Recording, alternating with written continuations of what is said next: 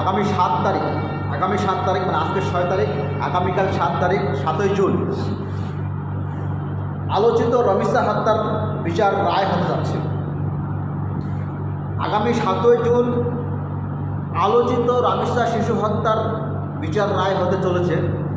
মানুষ দেখতে চায়, মানুষ রোদ পেতে আছে সরকারের দিকে, প্রশাসনের দিকে, আদালতের দিকে। আসলে এর রায়ের সর্বোচ্চ সাজা কী হচ্ছে এবং কার্যকর কতটুকু হচ্ছে। যদি সরকার এর রায় সর্বোচ্চ সাজা না দিতে পারে এবং সর্বোচ্চ সাজার রায় দিয়েও যদি কার্যকর না করতে পারে, তাহলে দেখা গেছে যে আগের মতোই এর পুনরাবৃত্তি ঘটবে।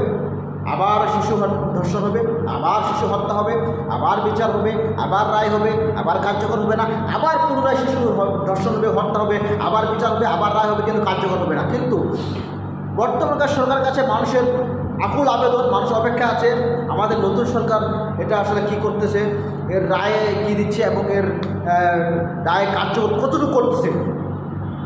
আমি মনে করি, আমি সাধারণ পাবলিক হিসাবে, সাধারণ জনগণ হিসাবে আমার কড়া জোরে অনুরোধ থাকবে, আকুল আবেদন থাকবে, আকুল বিনোদন থাকবে এবং অনুরোধ থাকবে এর রমিসা হত্যার বিচার রায় সর্বোচ্চ সাজা মৃত্যুদণ্ড রায় দিয়ে এর দ্রুত কার্যকর করে সারা বিশ্বের কাছে এটা প্রকাশ করতে হবে।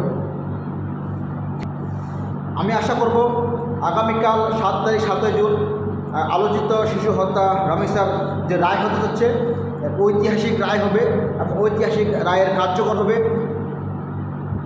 এই আশায় সারা দেশের মানুষ অপেক্ষা আছে। ভালো থাকবেন, সুস্থ থাকবেন। আসসালামু আলাইকুম রহমতুল্লাহ।